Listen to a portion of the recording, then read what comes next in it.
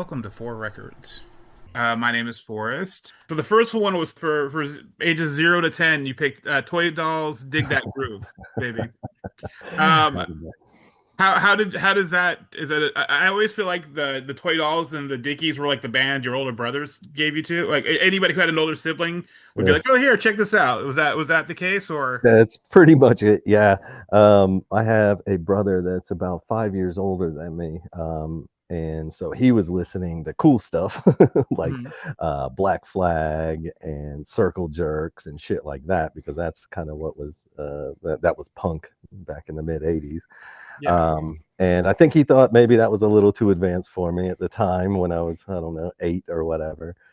So he kind of supplemented real punk, which I don't want to disparage Toy Dolls and say they're not real punk, but at the time when you're listening to things like Henry Rollins and Yeah. and Jello Biafra, Toy Dolls is in a different category. So yeah, you're exactly right. He gave me that kind of, I think, as a little bit of a something to chew on until maybe I was ready for a little bit more advanced punk. Nice, nice.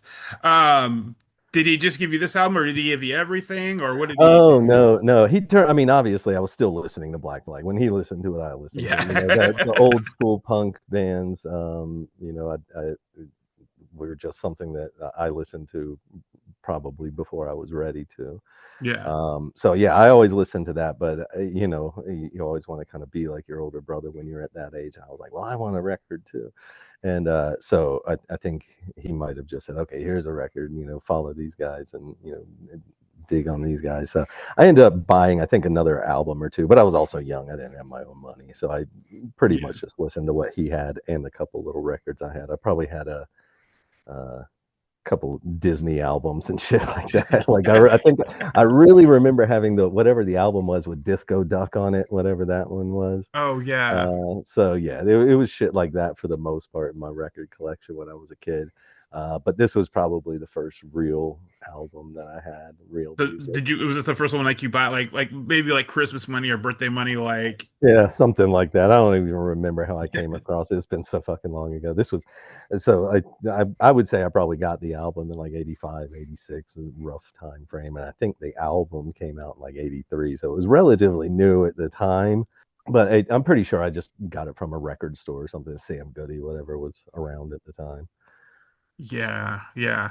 I mean, because like you're saying, it's not punk in like it is, but it's not punk in like the traditional way. Yeah. It feels like British comedy of punk, like a British comedy punk rock album in some parts too. I mean, and even as you go like later down the discography of the Toy Dolls, like Yeah. Finos, Yeah. Finos, you know what I mean? I feel like you can draw a line from like Monty Python to the Toy Dolls. Yeah, I think there's a very clear line between that kind of comedy and the toy dolls. But I mean, it traditionally speaking, yeah, especially in that time, it wasn't what you considered punk. But it's funny because it was pretty far ahead of its time for a lot of bands that are a little bit more um, eh, uh, like Me First and the Gimme Gimmes. They don't take themselves seriously. This is one of the first punk albums I remember there being a cover song on, with the blue suede shoes. I'm sure there was a couple more, but it wasn't as common back then. And it seems like this kind of set a little bit of a standard, Yeah. with having, almost like as a staple to every punk album, you got to throw in a cover song. Yeah, it wasn't punk in the traditional sense, especially when you're talking about that time and in the UK with the Sex Pistols and the Clash and a little bit more political bands. But I think that they really were a trendsetter because there are a lot of bands now, like Masked Intruder, that are really poppy. They don't take themselves seriously. They throw on a cover. Well, I don't know. It seems like they've done a cover song. I don't know. Maybe check me on that. But yeah, just a little bit more fun, lighthearted punk, which is a really good entry point, I think, for younger kids. Just like I got into it. Not that that was my exact entry point, but it is a really good way to ease kids, younger generations, Mhm. into it by giving them something that's a little safer, that's not going to offend the parents. Because I mean, as soon as they hear Henry Rollins screaming, they're going to shut that down real quick if the 8-year-old kids listening to it. So I did that with the kid, like my kids, because they would just put whenever I had music, they just had a big, huge list, and they're just like, "Oh, I like this, add it to my list." And "Gimme, Gimme, Gimme" came on, And my daughter's like, "Oh, I like this," and I'm all like listening to it. And I'm like, I mean, yeah, this isn't a bad Black Flag song for a 7-year-old to listen to. There's worse. Yeah. Yeah. So I mean, I think people feel a little bit safer with something like Toy Dolls, but it is one of the, it plants a seed and it gets you, hooked on the Yeah, music and the rhythms, and yeah, it very good entry point, I think, for most kids. yeah. Nelly the Elephant's a covered also because when I just once saw Elvis Costello, they were playing that's what they played on the way out as kind of like a kind of I think like as a Donald Trump fuck you like. That's funny.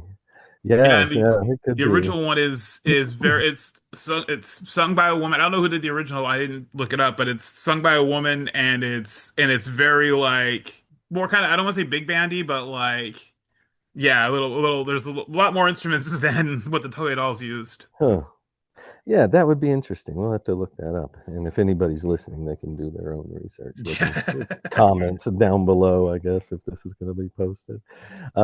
Yeah, no, I just think like I said, it's nice to have a band that doesn't take themselves seriously.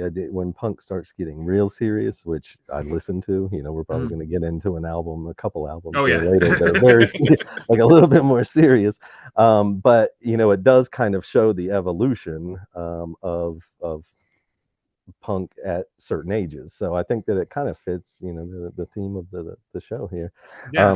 But yeah, simple songs like the Test Tube Baby song, Glinda, the Yeah. Test Tube Baby. It's a great song. It's just about a girl that wants to have a kid, or I guess a woman that wants to have a kid and can't have a kid, so she has a test tube baby. Yeah. So shit like that, just off the wall topics, fun, catchy hooks, really, really good songs. I still quote Fiery Jack to this day because I always have back problems. So, oi, you got a bad back? Try some of this. Yeah, so still from the mid 80s to what now 40 years later, I still quote Yeah. the albums. Classic. Did you ever get to see the Toy Dolls? No, no, I didn't. That's probably one of the few bands that would get me out of quote unquote retirement. I don't really go to a lot of shows anymore just because I'm old and I got a lot of shit going on. Yeah.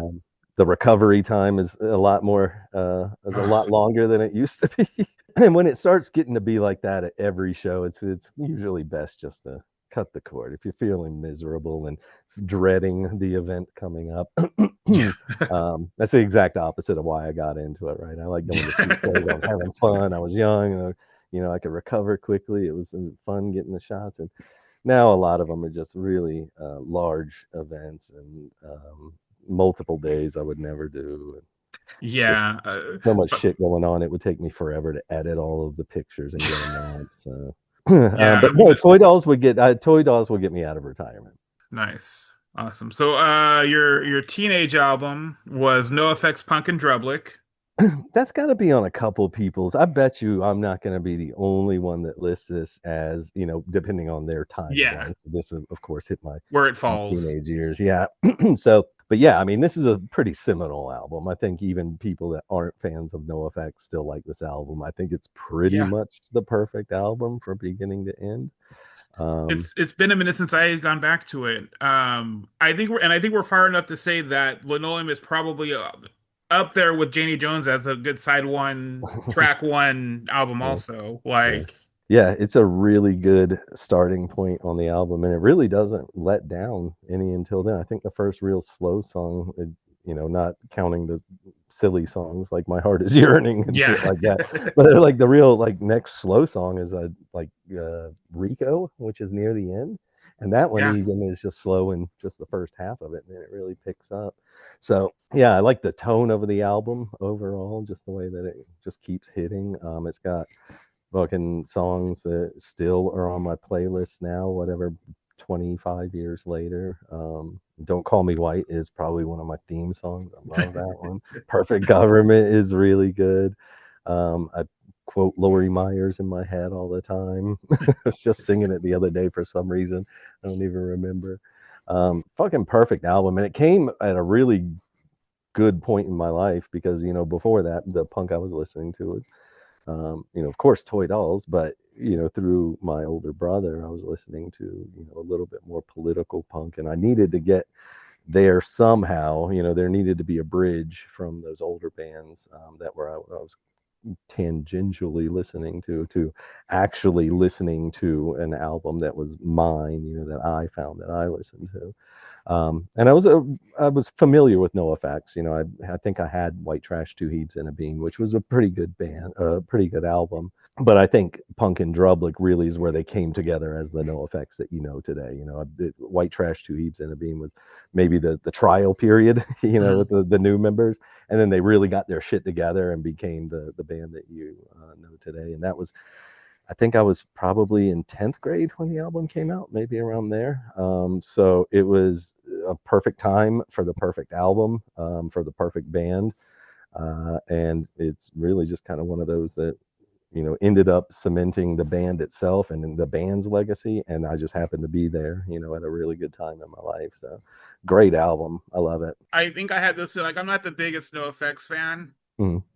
but Punk and Drublic and White Trash Two Leaves are the two because you see stickers on people's shit and drawn shit on notepads or on folders and shit, and you just buy what you see. Yeah. And so that's where I got White Trash Two Heaps and I got Punk and Drub. I don't know if I'm trying to think if I got them together or like if they were a little bit apart because I really liked White Trash Two Heaps and the Yeah. Bean. Yeah. It's a good album, definitely. But they had, it was Hefe's first album. And I think that he didn't have as much of a voice in it, probably because he was a little new. He Yeah, didn't want to come in and disrupt things. And I think on Punk and Drublic, he felt a little bit more comfortable to come out and have, a little bit more injection of his style into the band. And then I think that's really what ended up working. Fat Mike can write, Eric Melvin can shred. yeah, But I think the humor that El Jefe brings, and then of course he can play, like instruments that weren't there before, like the trumpet and shit like that. yeah, So really just kind of switched how the band sounded, like on a fundamental level, and it worked for them, and they ended up sticking with it. So yeah. Did it?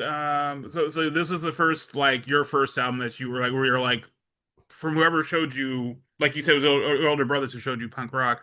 But this is your first album that was like kind of your own, or was he into them too? yeah, I mean, I wouldn't know. I don't know if this would be the first album that was really like my first kind of punk for like my personal Yeah, foray into punk. But this was definitely the most impactful, the one that influenced me the most, especially at that age. But I mean, I never really got away from punk too much. We'll probably talk about that here on the next album. But for the most part, I was always listening to punk in some capacity, whether it was, something as rudimentary as Toy Dolls or something a little bit more advanced, like, the um, Circle Jerks, or not that they're very advanced, but, a different message altogether. yeah. Dead Kennedys, obviously more advanced and a band that has, their shit together a little bit more. So, yeah, I was always listening to that. I can't remember probably what my first album was that I bought, on my own, but I would say in Punk and Drublic probably was in the first 10 or 15 albums, punk albums that I really bought on my own.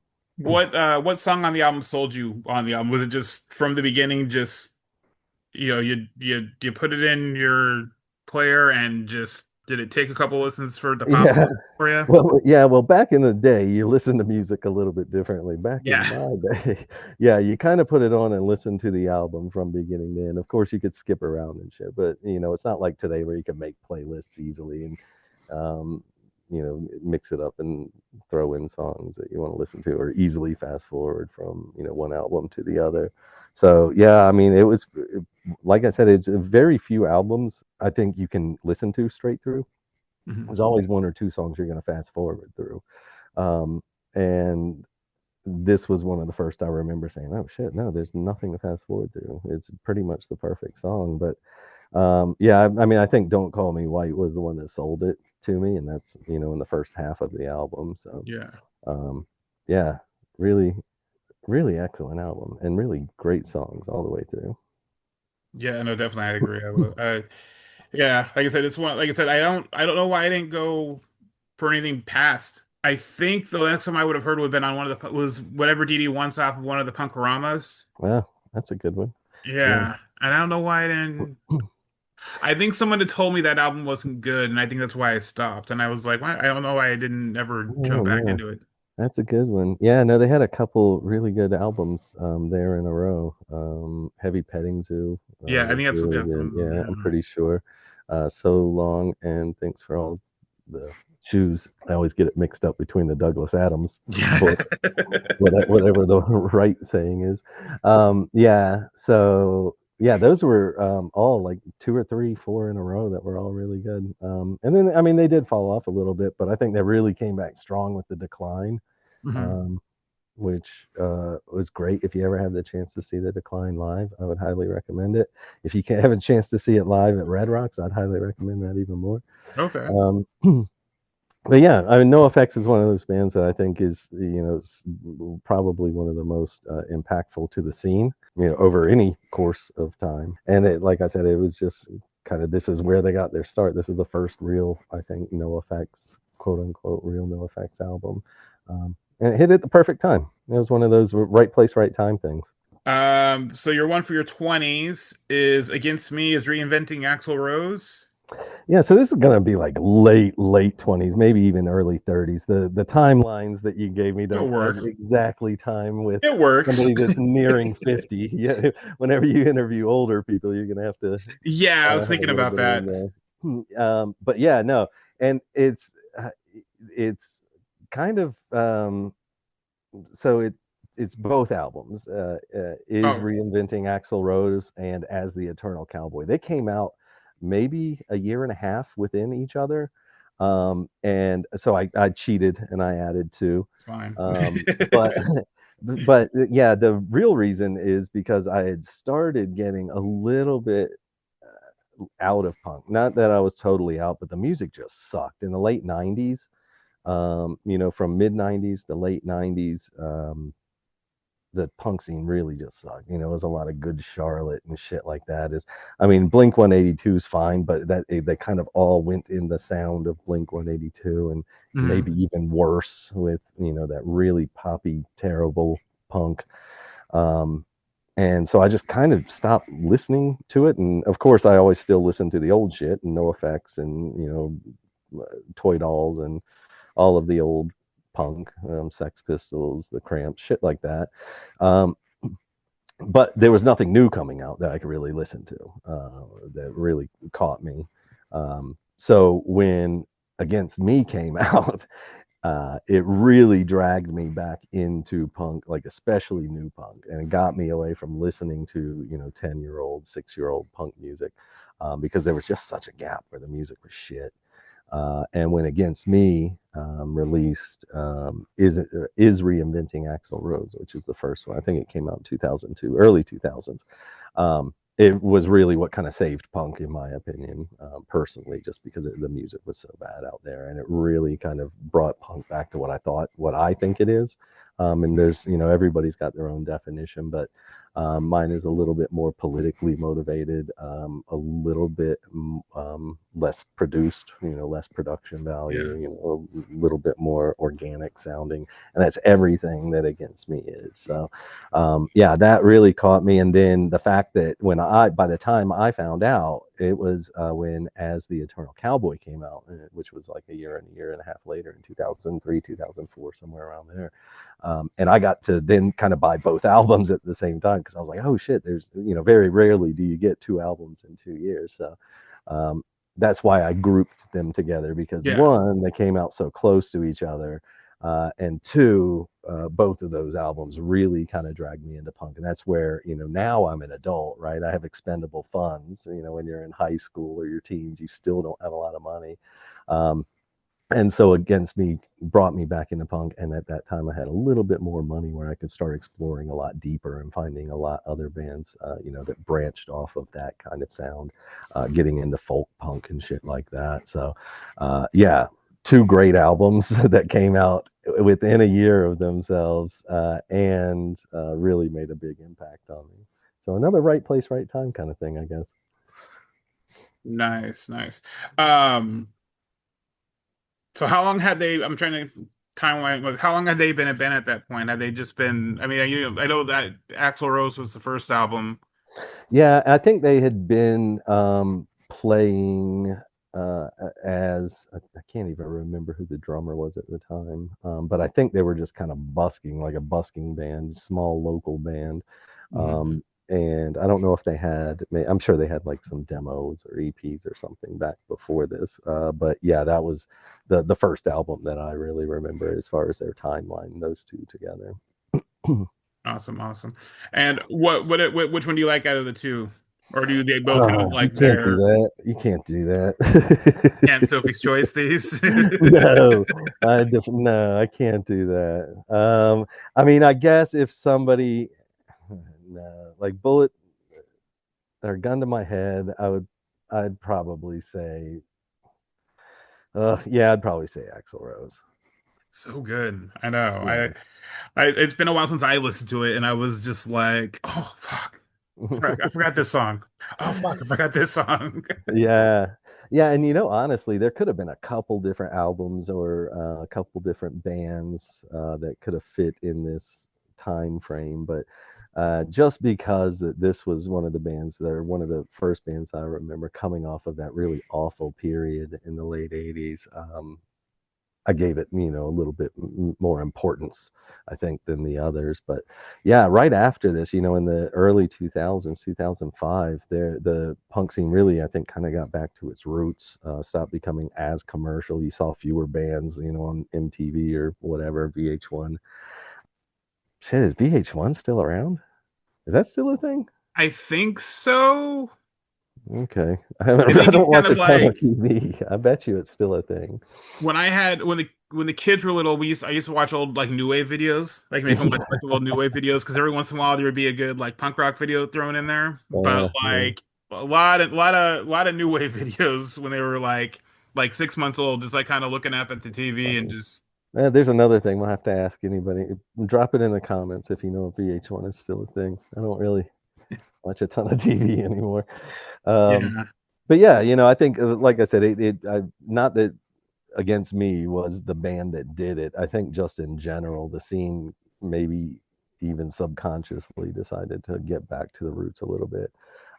So, yeah, really a great set of albums. It's crazy that you have two perfect albums come out back to back. But if it's your first few, you might have a ton of, pent up music, a lot of writing that you haven't released before. So it might be a little bit easier. And then, of course, Laura Jane Grace is an excellent fucking writer. So you get, top quality as far as the writing. And you can see the music evolving through the years, too. I personally like it a little bit more underdeveloped and a little bit grittier. So, the early ones were my favorite just because of the sound, but it's cool to see them evolve over the years. yeah, yeah. No, I agree. I that's you can see her just. I like watching her as a songwriter, just how it went from this to you know where she's at now. Yeah. And you watch did you hear that I think they released it for the Fire stuff, the her singing the Operation Ivy album? Yeah, I don't know if I listened to it. I did see that it was released or that she covered it. I don't know if I went back and listened to it. It was pretty good. It was a good listen. I I'm mean, sure that would be awesome. And yeah. that album almost made my list. That was almost in place of I think that one came out in like 1990 though. It was kind of a weird transition. I was probably like 11 or 12, so kind of in between teens and Yeah, the only so reason why Nevermind on mine was because it was like right before I turned 11 or so yeah. it was like right under the line there. Yeah, it fell at a weird time for me, and I didn't know where to put it, so I just scratched it from the list. But yeah, what a fucking great album! What a great artist to cover it. So, Yeah. yeah, it's one of those things. Like I say, I'm always busy, so it's one of those things I put on the list and never made it back to do. But two great albums. Okay, so the last one in the last 5-ish years, was Propagandhi's Victory Lap. Yeah, yeah. So Propaghandi is my probably my all-time favorite band, and I've been listening to them since the mid '90s. I almost put How to Clean Everything as the most important album, but I think Punk and Drublic was a little bit more impactful as far as the whole scene. Um, Mhm. and honestly, How to Clean Everything isn't their best album. There's some bangers on it. I love the album. I love the band. But yeah, I think this is another band. It was really cool to see them evolve, and almost every album up until their last two or three has had a really vastly different sound. And I don't think it was even a matter of them settling into a sound. I think it's because they're so talented musically that they had a lot of different ways they could play and a lot of different ideas. So it was really cool to see him go from, skate punk in the early days to maybe a little bit more hardcore. And then kind of settle in. I guess a lot of people are calling it prog punk now, which I guess is a good title or subcategory for it. I always thought they were a little thrashy, Yeah, especially during their middle phase, like in Victory Lap. Their most recent album is a little bit more proggy. It's a little bit slower. But I like the thrash punk. It's not even my favorite genre of punk or subgenre of punk, but when a band does it perfectly, you you kind of have to dig it. And I think Propaghandi does thrash punk better than anything. And I think Victory Lap really highlights it best out of their last three or four albums that have had that similar sound. I think Victory Lap was like the pinnacle of their thrash punk sound or that era. Um, and I don't know if I want them to go back to it.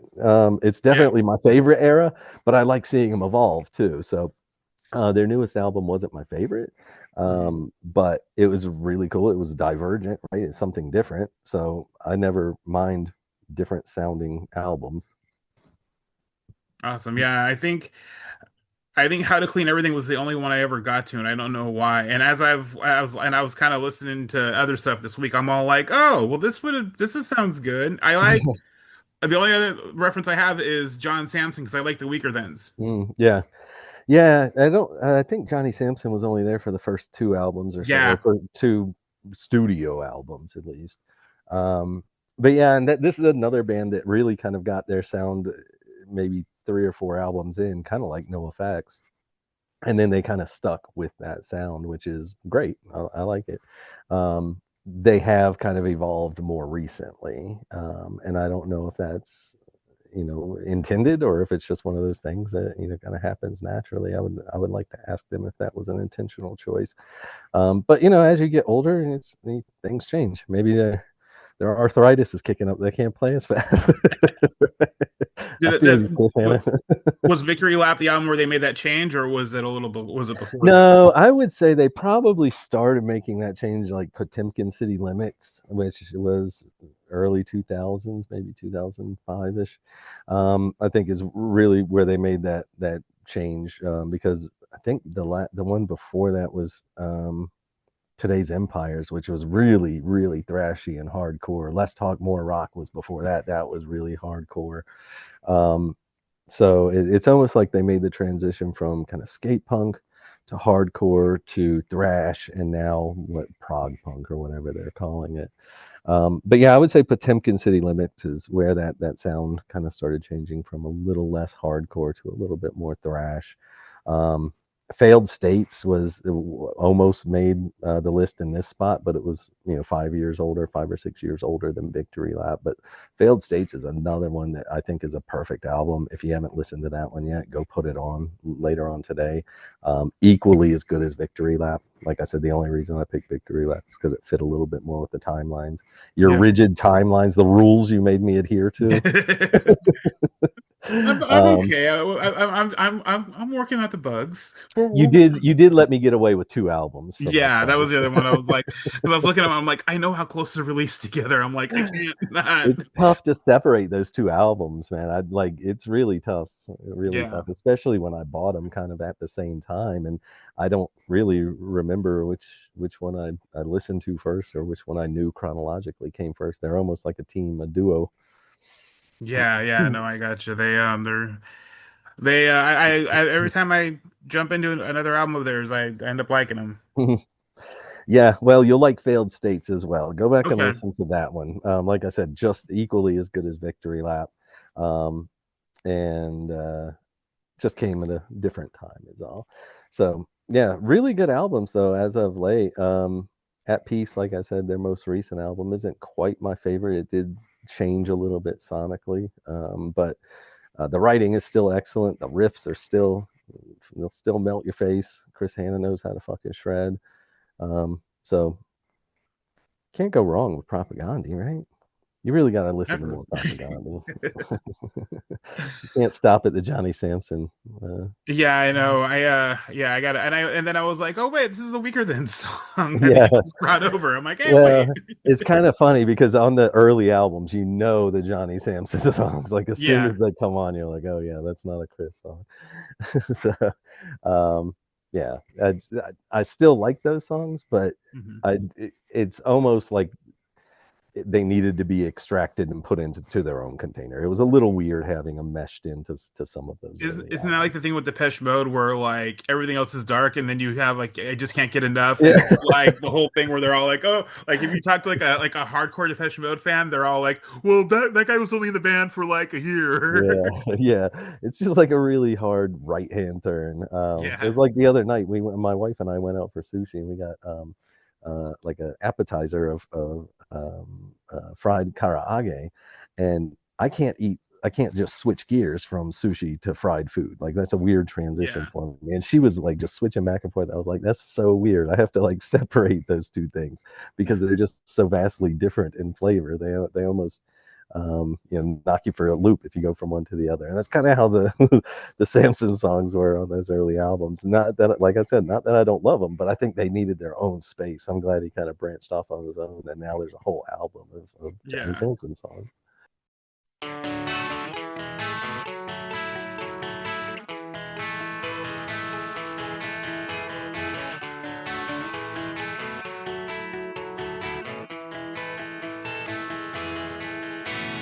Thank you for listening to Four Records. Please check us out on Instagram at Four Records Podcast or email us at fourrecordspodcast@gmail.com. And as always, please keep up with your favorite bands at dyingscene.com.